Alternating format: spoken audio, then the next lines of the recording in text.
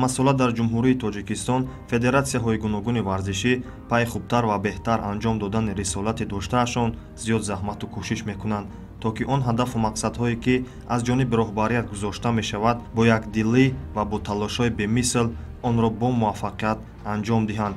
албатта пеш аз натиҷаи хубро нишон додан бояд мақсаду ҳадафҳои мушаххасе ки дар дил хоҳнамуди варзиш гузошта мешавад онро бо сарбаландона ба поён расонанд, ки ин заҳмату талош дар охир ҳосили хуберо ба худи варзишгарон ва дар умум ба федератсия хоҳад дод.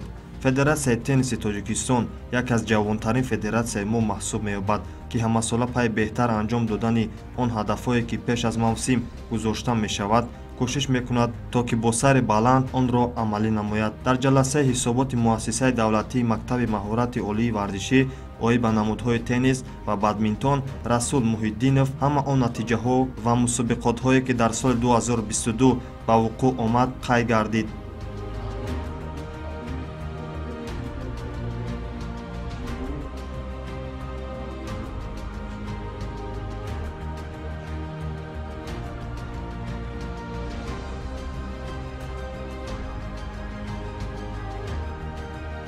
соли 2022 барои муассиса соли буд, баракат буд. варзишгарони муассиса хуб баромад карданд.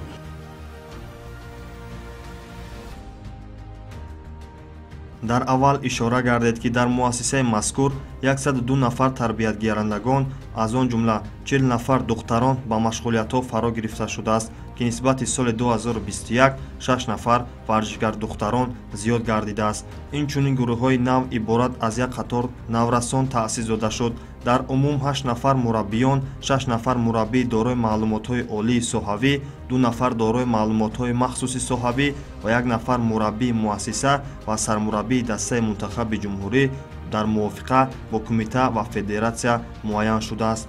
дар соли 2022 муассисаи давлатии мактаби маҳорати олии варзишӣ оид ба намудҳои теннис ва бадминтон бо дастгирии кумитаи кор бо ҷавонон бо варзиши назди ҳукумати ҷумҳурии тоҷикистон мусобиқотҳои зиёди байналмилалӣ, ҷумҳуриявӣ ва шаҳриро баргузор гардониданд, ки боз ҳам дар ин ришта варзишгарони номӣ дар сатҳи байналмилалӣ парчами тоҷикистонро баланд бардоштанд.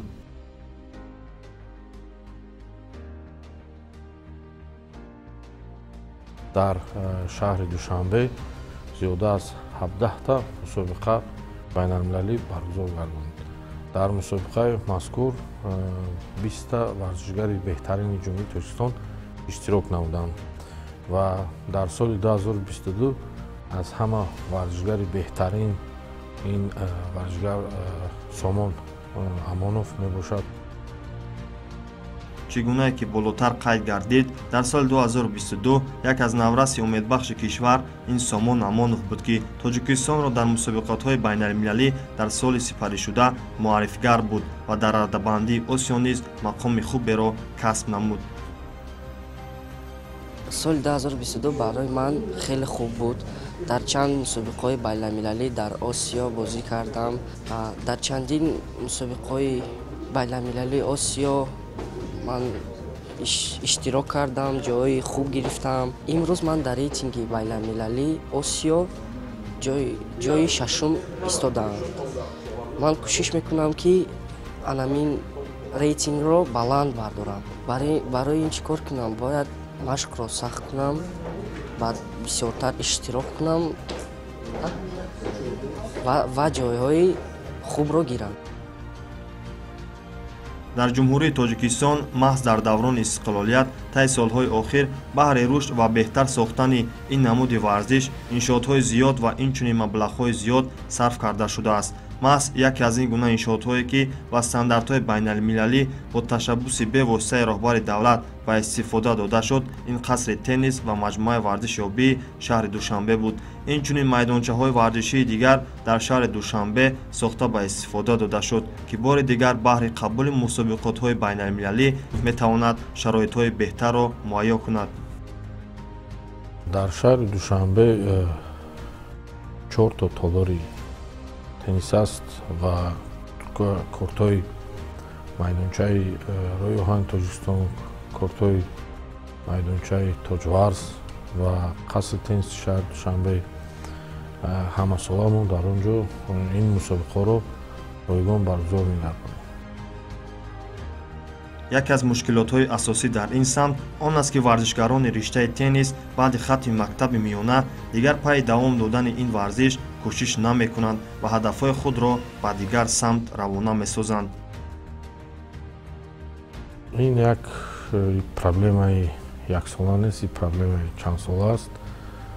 сабабаш дар он аст ки вақте ки варзишгар ба синни 17 сола мерасад, волидайн мегӯянд бояд хонад, ман инро ба дигар давлат сафарбар мекунам, ин бояд духтур шавад ё финансисти хуб шавад ё хубшиноси хуб шавад. то синни 17 сола машқ мекунам. баҳри рушди маҳорати касбии варзишгарон бояд таҷрибаи онҳо баланд бардошта шавад, то ки дар мусобиқотҳои байналмилалӣ тавонанд бо рақибони худ баробар ва беҳтар ҳунарнамоӣ кунанд.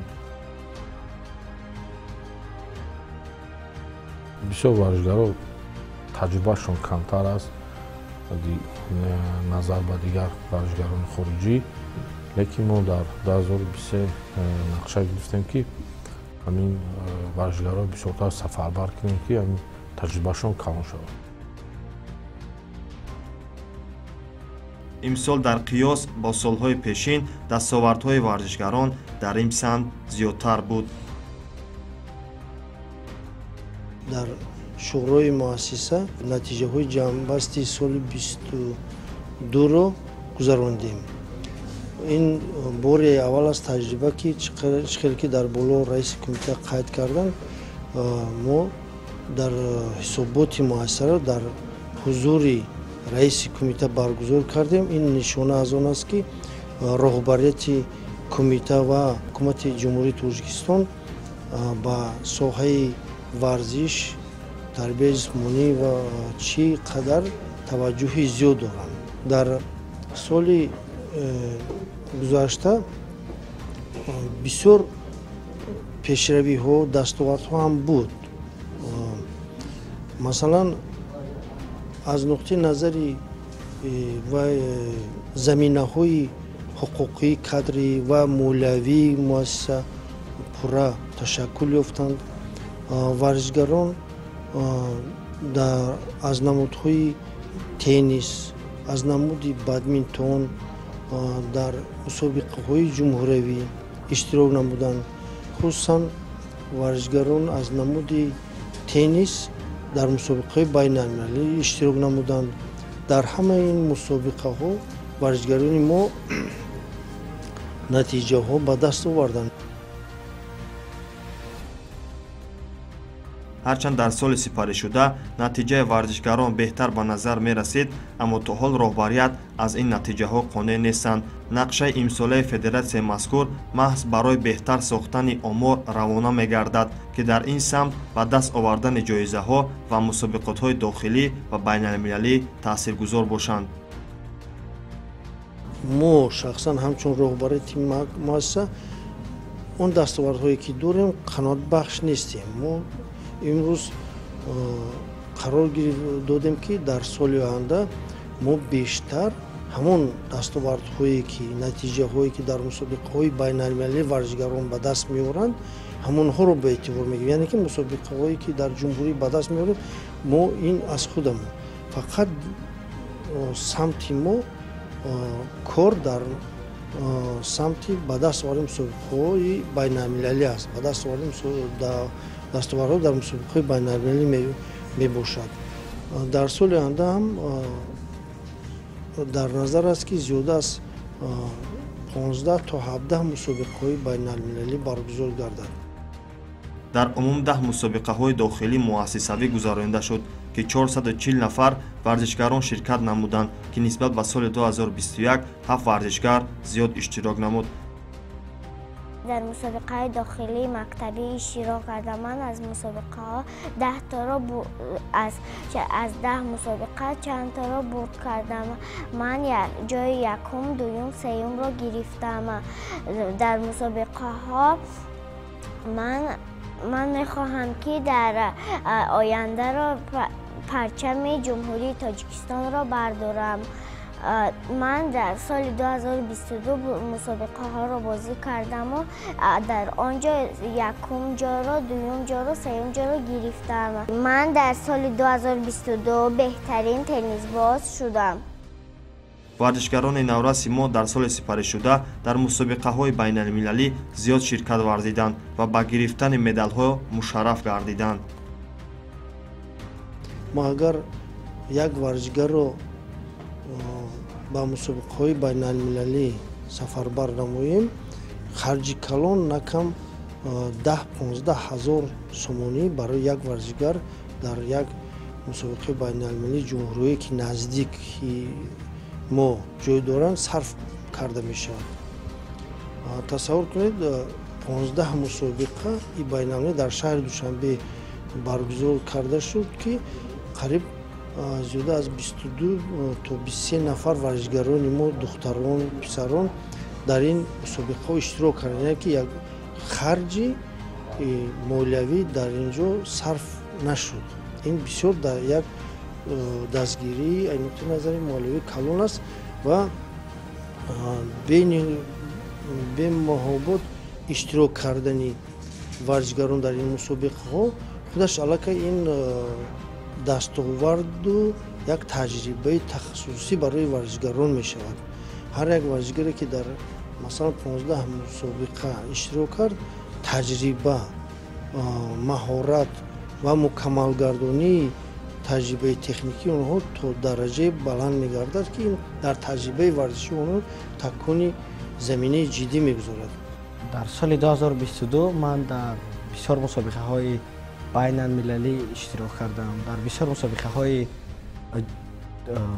داخل کشور اشتراک کردم و من خیلی خوشحالم که در بسیاری آنها من یعنی جای اول را اشغال نمودم. در قریب در 3-4 تایش من جای اول را اشغال نمودم و در ماندهش جای دوم و سوم را اشغال نمودم.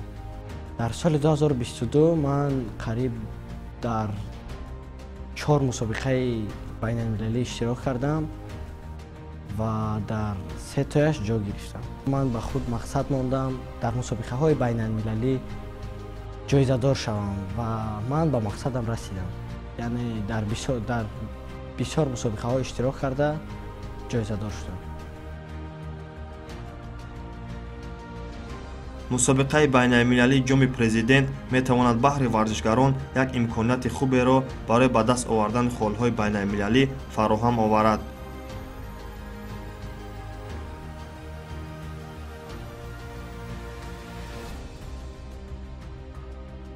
ما امسال سال دوم می شود مسابقه بین المللی جام پرزیدنت جمهوری تاجیکستان رو طبق تقویم ITF یعنی مسابقه بین المللی تنیس برگزار کرده می شود که این یک از اون است که در برگزار کردن جام پرزیدنت جمهوری تاجیکستان وظیفه‌دار شده است طبق کلندر از جانب فدراسیون بین المللی تنیس جهانی برگزار کرده می شود و توجه کرده می شود.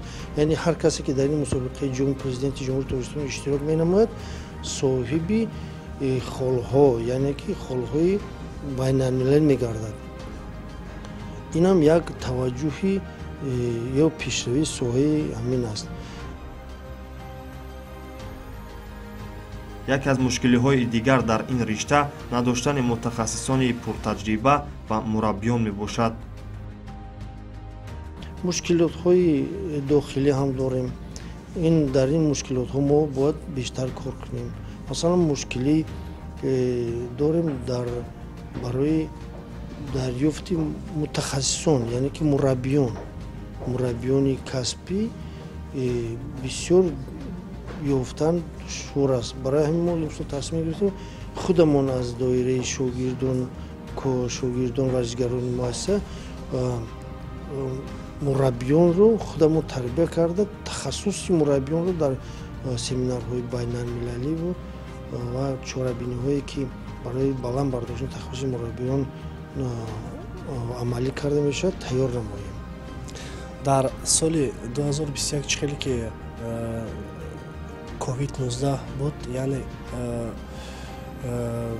дар ҳамин вақт мо мусобиқаҳомон камтар шуд, яъне сафаромон беҳад кам буд, қариб ки сафар накардем ва мусобиқаҳои байналмилалӣ дар ҳудуди душанбе қабул кардем ва бисёр аз ҳамин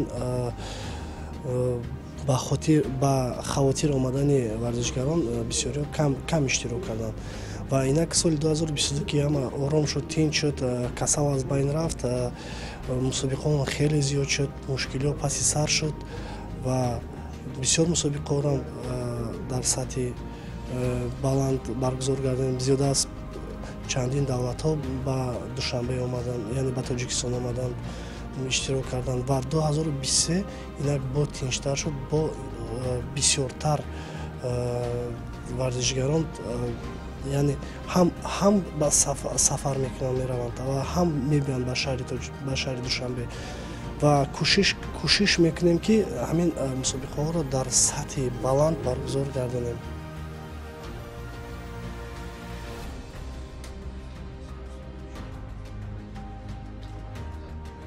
дар охири ин ҷаласа ба варзишгарон ва мураббиёни муваффақ бо сипосномаҳо ва тӯҳфаҳо қадрдонӣ гардиданд.